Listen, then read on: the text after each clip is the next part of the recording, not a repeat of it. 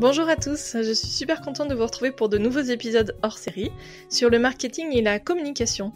Vous le savez peut-être depuis le temps, je suis directrice marketing et communication quand je n'enregistre pas pour le podcast. Non mais évidemment je rigole, c'est mon métier à temps plein et c'est plutôt le podcast qui vient s'incruster dans mon activité professionnelle. Le podcast c'est une activité complémentaire comme vous le savez. Le marketing c'est un métier passionnant que j'exerce depuis une quinzaine d'années et avec ces épisodes je vais essayer de vous apprendre 2-3 choses sur le sujet. Vos retours enthousiastes sur les 5 premiers hors-série de cet été m'ont poussé à en préparer des nouveaux, dont la primeur est réservée aux personnes qui me soutiennent sur Tipeee. Donc merci beaucoup à vous. Donc cette primeur, c'est un petit cadeau que je vous fais pour vous remercier de votre soutien particulier sur Tipeee donc. Ces épisodes seront ensuite disponibles de manière classique sur toutes les plateformes d'écoute. Donc si vous ne me soutenez pas encore sur Tipeee, c'est peut-être l'occasion de le faire pour écouter les nouveaux épisodes hors série un peu plus tôt que les autres. Donc cet été, après une petite introduction au marketing, je vous avais parlé des personas, de la communication écrite, de son identité en tant qu'entrepreneur créatif ou non d'ailleurs, et de la réponse aux sollicitations. Mon objectif avec ces hors-séries n'est pas d'être exhaustive, mais de vous donner des clés d'entrée pour que vous puissiez aller creuser les sujets qui vous intéressent. Allez, c'est parti pour l'épisode d'aujourd'hui. Je vais vous parler d'emailing. Alors l'emailing, souvent ça peut faire un peu peur, je crois, mais pourtant c'est hyper utile comme source de trafic vers votre site internet et évidemment source de conversion, d'achat pour vos produits si vous vendez en ligne. C'est indispensable l'emailing, ne serait-ce que parce que en fait le coût d'un emailing est souvent très très faible. Évidemment, il y a d'autres sources de trafic qui vous coûtent pas grand-chose, si ce n'est du temps. Je pense à Pinterest, à Instagram, mais ça prend quand même pas mal de temps. Là, l'idée avec l'emailing, en fait, c'est que ça va vous permettre de garder un contact un peu privilégié, avec un ton différent, peut-être créer une certaine intimité, parce que souvent, l'emailing, vous pouvez tout à fait l'aborder comme ça, l'email... on a une relation un peu différente qui se crée, surtout si votre marque elle est très incarnée, qu'on sent bien que c'est vous derrière, que c'est pas une communication corporate comme on peut l'avoir dans des entreprises un petit peu plus grosses, etc., plus structurées. Donc ça permet vraiment de garder le contact avec vos clients, avec vos prospects, vos partenaires éventuellement. Les personnes qui vont s'inscrire à votre newsletter, elles vont donc faire le choix de le faire et il faut que vous soyez au rendez-vous pour leur donner envie de continuer à vous suivre, que ce soit vraiment un rendez-vous et puis qu'elles prennent plaisir à lire vos nouvelles en fait. Alors, avant d'aller plus loin sur l'emailing, attention à la réglementation. Sur l'emailing, on est sur un consentement obligatoire que vous devez recueillir pour pouvoir exploiter entre guillemets l'adresse email de vos destinataires. Donc quand vous recueillez l'adresse email de vos destinataires sur Instagram par exemple, là c'est les personnes qui vous les donnent, donc typiquement il n'y a pas de problème. Quand c'est un formulaire sur votre site internet de la même manière, ça vaut ce qu'on appelle l'opt-in, c'est des personnes qui ont choisi de vous donner leur adresse. Par contre, on évite d'aller trouver des adresses email à gauche à droite de manière pas très scrupuleuse, parce que derrière, ça peut quand même vous coûter un petit peu cher et des ennuis pour rien.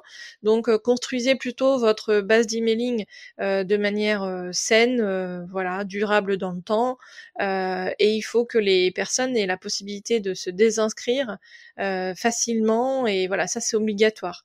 Il faut vraiment que vous ayez un lien de désinscription dans vos emails de manière certaine et efficace. Il faut que ça fonctionne, quoi. Voilà, il faut que les inscriptions fonctionnent. Il y a un élément important en préambule aussi de l'emailing, on n'est plus tout à fait en préambule de l'épisode, mais vous devez absolument ne pas vous dire que parce que vous ne lisez pas les emailings, que c'est le cas pour les autres. Autrement dit, peut-être que vous, les emailings, ça vous barbe, etc., mais peut-être qu'il y en a quand même parmi tous ceux que vous recevez, ceux aux newsletters où vous êtes vraiment inscrite et pas ceux de grandes marques e-commerce qui vous inondent d'emails. Ça, c'est certainement pas la bonne stratégie pour vous, puis même pour elles. Des fois, on se demande si vraiment c'est pertinent, c'est efficace, tout ça, mais bon. c'est un autre sujet. Donc pensez aux emailing des marques que vous aimez recevoir, comment ils sont construits, quel ton ils adoptent, quels messages ils vont passer, quelle relation en fait ils créent avec vous. Enfin voilà, soyez attentifs à ce qui vous plaît dans l'emailing, plutôt que de vous dire non mais l'emailing c'est nul, moi j'en reçois trop, je les lis pas, etc. Là, les personnes qui vont s'inscrire à votre emailing d'un créateur comme vous, c'est des personnes qui veulent garder le contact avec vous. Donc ces personnes-là s'attendent pas à des emailings construits comme ceux de grandes entreprises e-commerce qui vont vous inonder de mails toutes les 5 minutes. Hein. Donc voilà. Faites bien le distinguo, enfin, c'est comme tout en marketing, c'est pas parce que ça vous plaît pas à vous que ça va pas plaire aux autres, et encore, il y a forcément une manière de faire que ça vous plaise aussi à vous. Justement, pensez à la newsletter que vous auriez envie de recevoir. Mettez-vous à la place de vos personas, de vos clients cibles. Je fais une parenthèse, les personas, pour savoir justement à qui on doit s'adresser, etc. Ça, c'était dans le hors-série numéro 2. La newsletter, c'est aussi l'occasion soit de recycler vos contenus, en mettant en avant des contenus un petit peu plus anciens, mais c'est aussi l'occasion de proposer des contenus exclusifs que vous partagerez plus tard sur d'autres supports. Parce que souvent on se dit mais j'ai produit un contenu peut-être éphémère sur Instagram, il était chouette, j'y ai passé du temps, etc. Mais il a pas vécu très très longtemps. Si déjà je le mets sur un blog ou sur mon site internet dans la rubrique d'actualité ou de justement la partie un peu blog de ma boutique, déjà je réutilise ce contenu, et puis en plus si je le diffuse sur ma newsletter, nécessairement j'aurai un impact plus large, il sera plus diffusé, plus affiché, et j'aurais investi du temps dans un contenu qui a été exploité longtemps. Vos emailing, vous n'êtes pas obligé d'en faire quelque chose de très commercial. D'ailleurs, vous n'êtes pas obligé de réserver l'envoi de vos emailing uniquement au moment où vous avez des choses à vendre. Parce que des fois, c'est très visible, on dit ah là ça fait 3 mois que j'ai pas reçu de newsletter, là j'en reçois une, bon ok. Donc ça veut dire qu'on n'est pas dans une logique de rendez-vous, on est vraiment dans une logique promotionnelle. Alors ce qui a évidemment une utilité derrière pour la marque, pour le créateur qui fait ça, mais si on veut créer un rendez-vous, il faut aussi qu'il y ait des fois où qu'il y ait des contenus, des newsletters qui ne soient pas faites pour vendre, et qui sont simplement là dans une logique un peu plus de storytelling, ou simplement de partage en fait, de bienveillance, de partage de moments de convivialité ou de choses comme ça. Le dernier point que je voulais aborder, c'est la question de l'outil, parce qu'évidemment, vous allez vous dire, oui, mais alors, t'es mignonne, je fais ça avec quoi, mon emailing? Et donc, alors, je vais pas être de très bons conseils, parce que moi, j'utilise pas une plateforme très connue, qui est plutôt réservée aux entreprises, mais vous trouverez plein de comparatifs assez facilement sur les plateformes d'emailing. Il y a des acteurs très connus sur le marché, comme Mailchimp ou Sendinblue. Sendinblue, en plus de mémoire, c'est français. Mais il y a aussi Mailjet et Sarbacane. Alors vous verrez, ça sera pas forcément à chaque fois pertinent pour vous. Moi, ce que je vous propose, c'est de commencer par tester Mailchimp ou Sendinblue, tester pour expérimenter s'il y a un fonctionnement, quelque chose qui vous convient. Ça vous conviendra peut-être pas toute la vie, mais il faut démarrer. Et c'est comme un peu certaines fois certains plugins pour WordPress, par exemple moi les notifications qui sont envoyées par email pour les nouveaux épisodes quand je publie sur mon site internet podcastfemain.fr, ces notifications qui sont envoyées par email, l'email il est un peu perfectible, il n'est pas HTML, il pourrait être plus sympa, etc. Bon, quand j'ai mis en place ce plugin là, j'avais besoin de quelque chose qui envoie un email à un instant T quand je publie un épisode.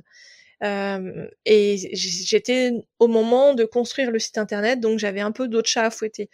Maintenant que le site internet a, je dirais à peu près 1 an, même déjà avant, j'aurais pu largement m'en occuper et essayer de mettre en place un outil un peu plus performant, un peu plus sympa au niveau du design, etc. Donc vous inquiétez pas si c'est pas parfait au début, vous aurez bien le temps de vous améliorer. Et surtout, ce qui est important, c'est de se concentrer quand même sur le message.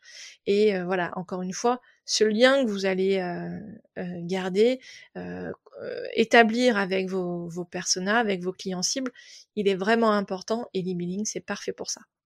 Pour terminer, les stats, c'est hyper important. La plateforme d'emailing que vous allez choisir va vous donner des statistiques sur la distribution de l'email, sur l'ouverture, sur les clics.